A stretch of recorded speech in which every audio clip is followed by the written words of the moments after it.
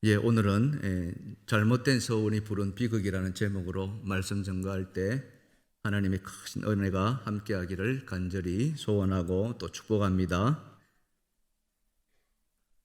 세상을 살아가면서 슬픔을 당할 일들이 있는데 그 중에 가장 큰 슬픔 중에 하나가 이별의 슬픔이 아닐까 생각이 됩니다. 이별의 슬픔 중에서도 더 큰 아픔이 있다면 그것은 죽음으로 인한 사별의 아픔이겠지요. 그래서 부모님이 돌아가시면 산에 묻지만 자식이 죽으면 가슴에 묻는다는 그런 말도 전해지고 있지 않습니까? 어린 자식이 부모에 앞서서 이렇게 죽는 것, 부모의 마음이 얼마나 크겠습니까? 자식이 부모보다 먼저 죽는 것을 참척이라 이렇게 이야기합니다. 그래서 그 아픔을 참척 지통이다라고 하는데, 이 참담할 참자에 근심할 척자를 써서 이 참척 지통이다. 그래서 세상에서 느끼는 가장 큰 아픔 중에, 고통 중에 하나가 바로 이 참척 지통이라고 이야기합니다. 그런데 그보다 더 아픈 것은 부모의 잘못으로 또는 부모의 실수로 인해서 그 자식이 죽음에 이르게 될 때 그 부모의 아픔과 슬픔은 이루 말할 수가 없겠죠. 예를 들어서 세월호 사건을 우리가 다 기억하지 않습니까?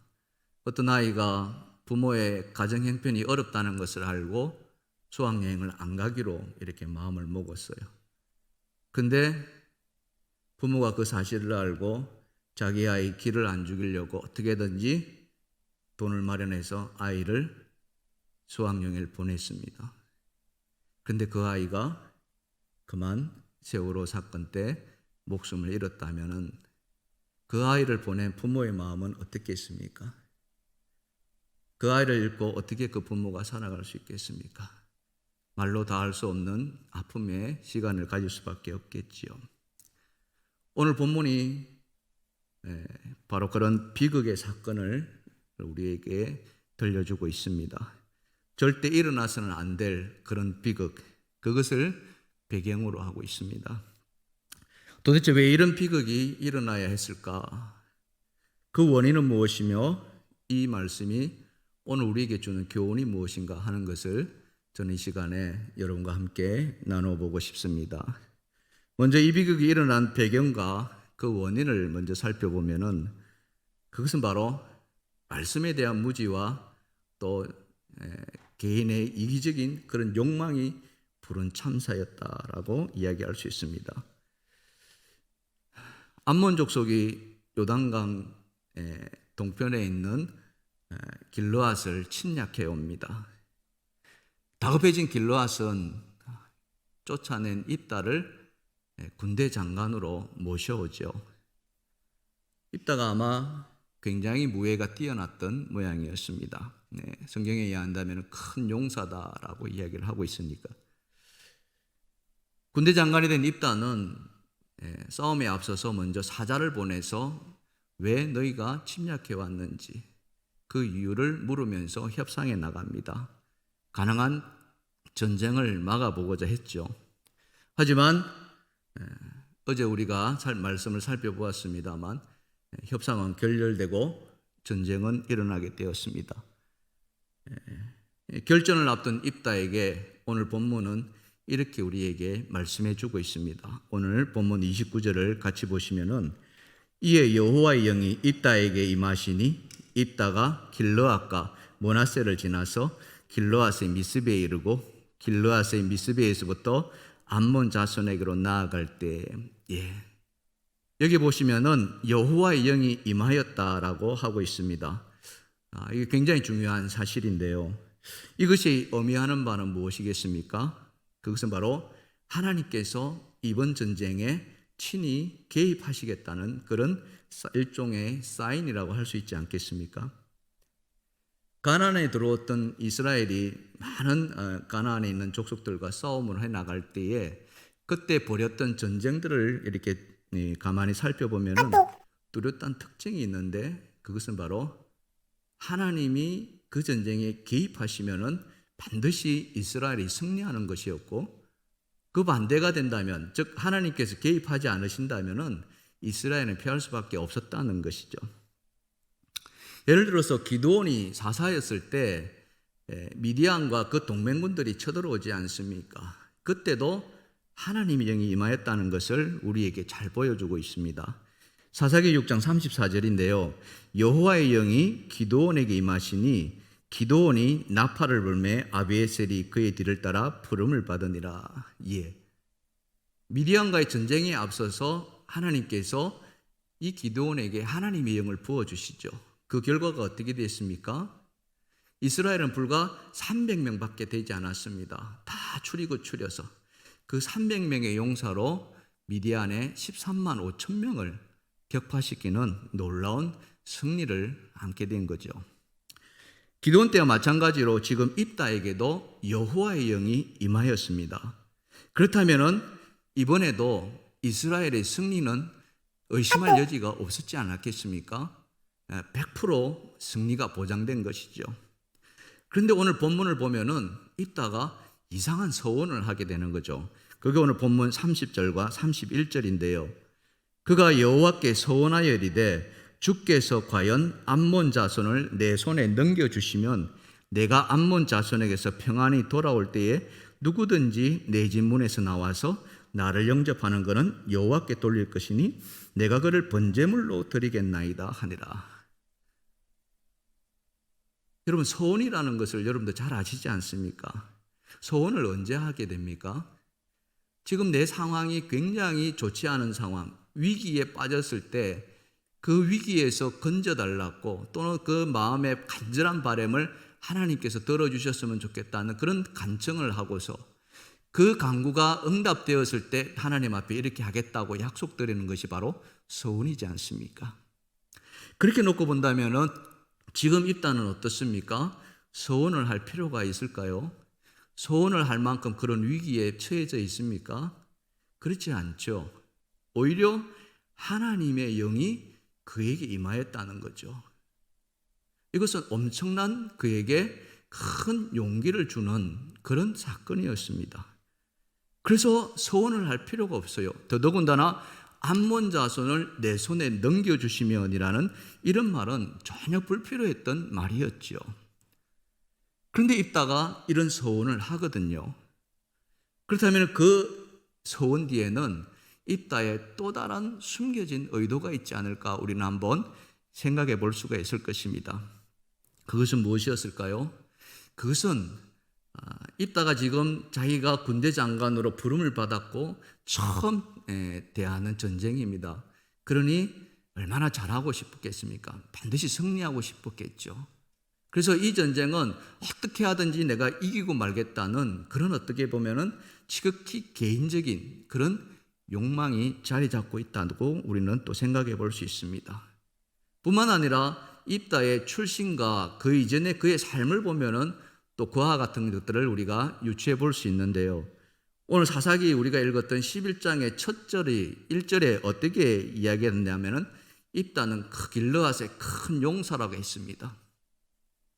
그런데 이 입다가 그만 출생이 길르앗 기생의 아들로 태어납니다. 우리말로 친자면은 서자로 태어나는 거죠. 그런데 그가 무예가 뛰어났으니 그의 형제들, 즉 적자의 아들로부터 쫓겨남을 당하게 되는 거죠. 그러니 입다 입장에서는 얼마나 그 서러움이 컸겠습니까? 억울하지 않았겠습니까?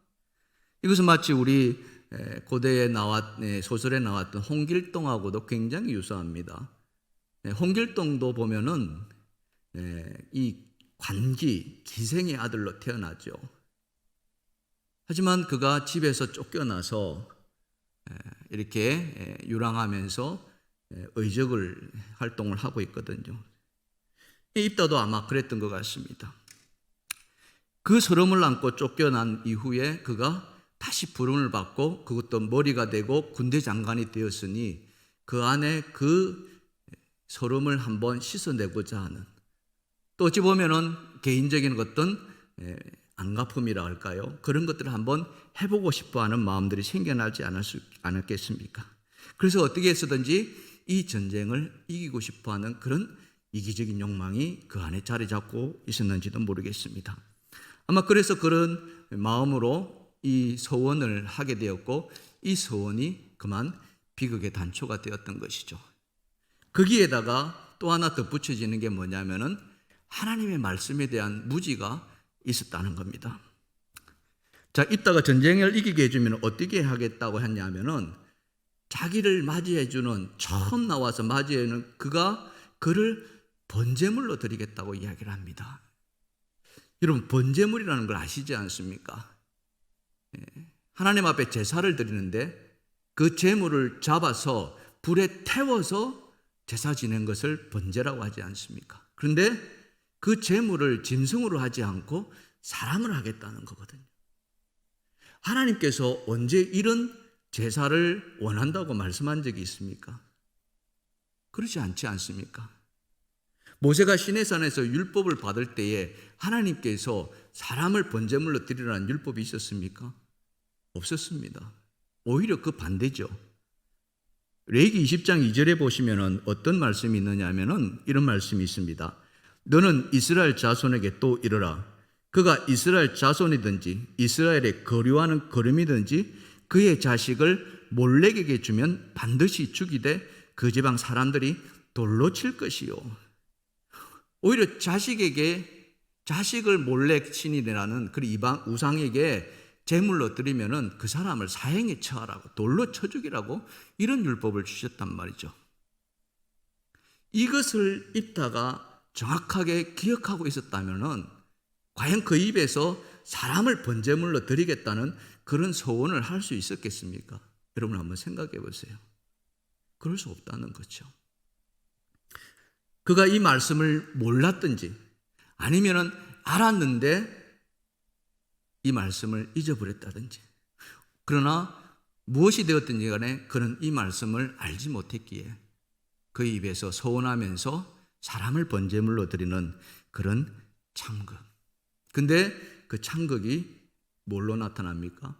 그의 딸을 죽음으로 내몰게 되었다는 것이죠. 사랑하는 성도 여러분, 우리 안에 이따와 같은 이런 비극이 절대 일어나서는 안 되는 줄 생각합니다. 말씀의 무지와 그런 개인적인 이기적인 욕망이 어떤 참사를 불러오는지 우리는 이 말씀을 통해서 깨닫게 되는 거죠. 그래서 늘 말씀을 가까이 하면서 오늘 이 말씀이 살아있는 생명의 말씀, 복된 말씀이 되기를 주님의 이름으로 축원합니다. 또 하나 살펴볼 것은 입다의 서원에 대해서, 그런 어찌 보면은 참 말도 안 되는 그 서원에 대해서 그 딸이 어떻게 반응하느냐 하는 것이 오늘 본문에서 또 우리가 살펴볼 말씀인데요. 그것은 바로 자기 목숨을 기꺼이 바치겠다는 순종으로 응답하고 있다는 거죠. 이따가 개선 장군이 되어서 집에 돌아옵니다.